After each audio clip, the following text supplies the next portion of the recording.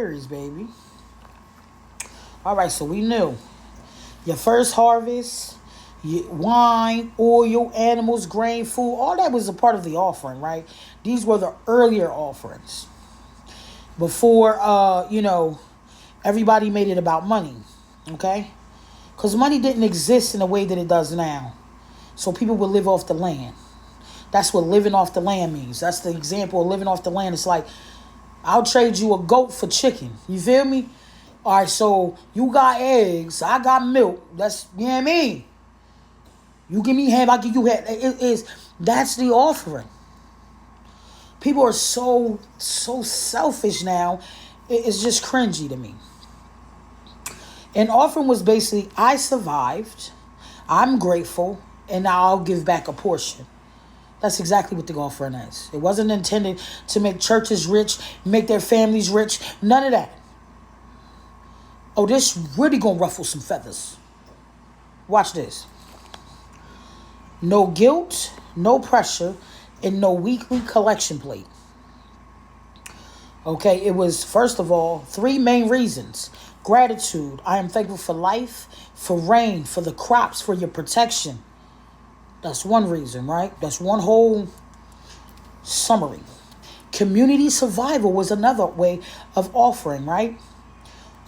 And they would give to like widows, orphans, the poor, priests who had no land.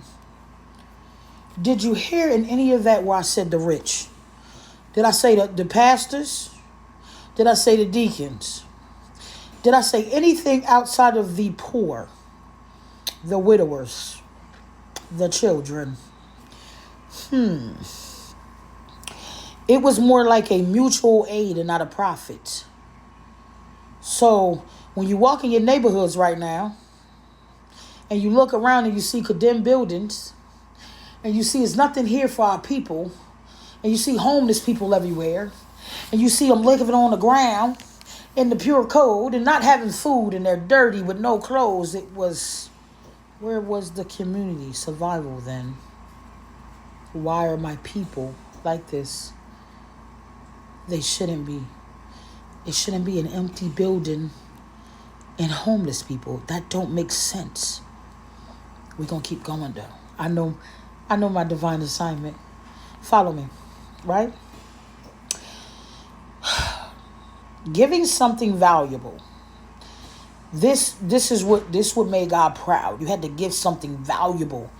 People should be able to trust in you. You should be able to release, not hoard. All that hoard, right? Release it. Stop holding on to stuff too tight. You got 20 pair of sneakers in there and you walk past a homeless person today and you see them. If you don't go in there and get them people some clothes to put on, yeah, you work for it. God gonna give it back. Oh, stingy self. Get in alignment. Get in alignment. Get in alignment. It wasn't about God needing anything. He's source. He don't need anything from you. Shoot. It was about humans practicing detachment and gratitude. I'm going to say it again. It was about humans practicing detachment and gratitude. Y'all ain't hear me. Sacrifice sounds brutal, right? Back then, sacrifice would be like animals equal wealth, food equal survival, and giving your best meant, I trust I will be okay without hoarding. I trust that even by me giving this away, I will lack nothing. Make sense? Good. Moving right along. So again, no money, no church buildings, no pastors driving luxury cars. Didn't mention none of that, now did I? Okay. Now we gonna go into the temple, right? This is where it shifts. Y'all gonna hate this. So, hold on. Nope, because I definitely want to double back with the offering portion. In the Bible, it was said that, oh, well, you got to give every week and every month and every this and every Sunday. It's not true. You can give once in your lifetime. You ain't got to keep giving and keep giving and keep. If you gave, you don't got to keep giving.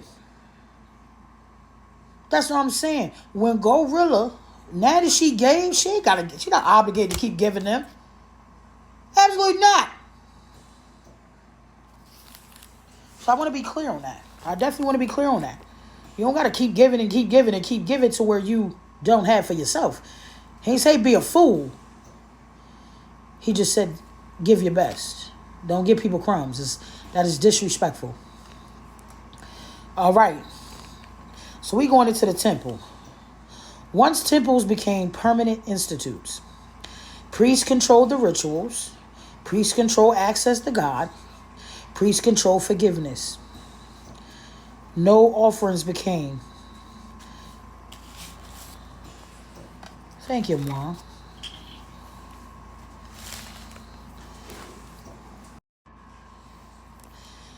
All right, the first red flag. Let's get into it. God is conditional. Forgiveness is transactional. And spirituality is pay to play. That's how it's designed now. It was never designed for that. That is not divine. That is administration.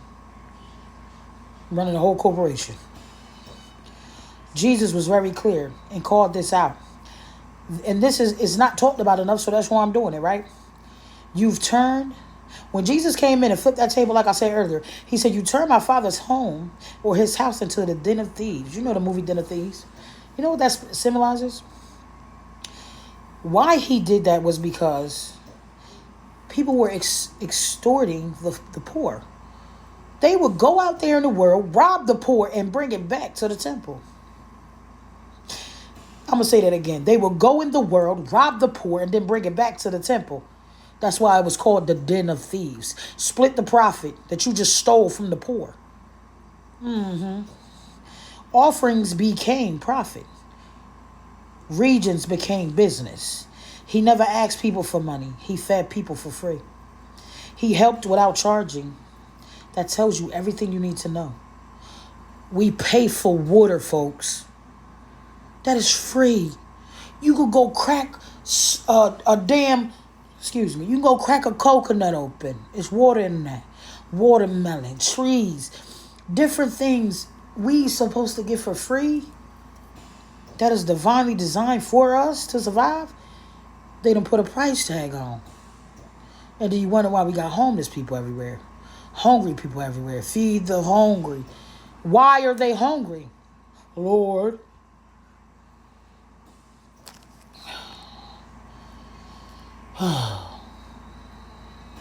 This is where people feel robbed.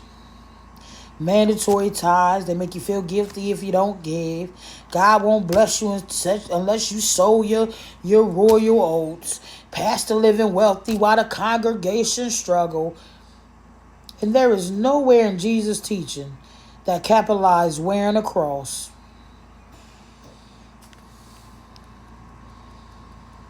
Come on, wearing a cross. Where does it say you got to do that? We gonna keep moving along. Tithes, the truth. Tithes literally means tenth. Originally to support a community needs, not church expansions or leaderships. Luxury. It was never a salvation requirement, a threat-based command, a tax on the poor. It was never designed for that. And you're not living in God's image if you're doing that. And if you went to Bible church, they should have taught you that. Or was you not paying attention? Right? The moment giving becomes fear-based, it's no longer spiritual. It's coercive. So the churches who are robbing the poor, flat out. And that's what you're doing. Pastor, deacon, elder. Especially when poor people are pressured. Blessing are promised in exchange. God didn't say, hey, you give me this, I'm going to give you this in return. He never said that. So stop lying to these folks, church people, telling them if they pay the tithes, God's going to come to save them. If they pay their tithes, they saving you because your electric pipe is going to get cut off. Shame is used. Financial transparency is missing. Spirituality, exploitation, baby. And God, guess who Who always sided with? What side you think he sided with? You think he went with the rich? He didn't. He sided with the poor every time. Them my peoples. When I get out here and I get to chat, because I'm going to end it right there, right? Because I could go on and go on and go on. We're going to get into it. I'm going to make a bunch of these in due time, right? Because I have a lot of things to talk about. And we have a lot of things to dissect, right? And I'm going for my people every time. I'm talking to my people, my spiritual teams that get me, that I never have to explain anything to, and they let me cook. You feel me? So I want y'all to take into consideration what I just said, everything I just said. Go back, write it down. Jump in the comments. Teach me something. If I'm wrong, I'm willing to accept that. But are you? Can you accept the truth? Can you accept the truth that you have been living a lie, that the Bible is just a tool that the Lord's put together to control their kingdom? It had nothing to do with us. It had nothing to do with today's folks. We're not Jewish. We're not Greek. Why are we following this? We gotta do better. I'm giving you the game, Ghost. I love y'all. Tap in with y'all crazy cousin, Ra.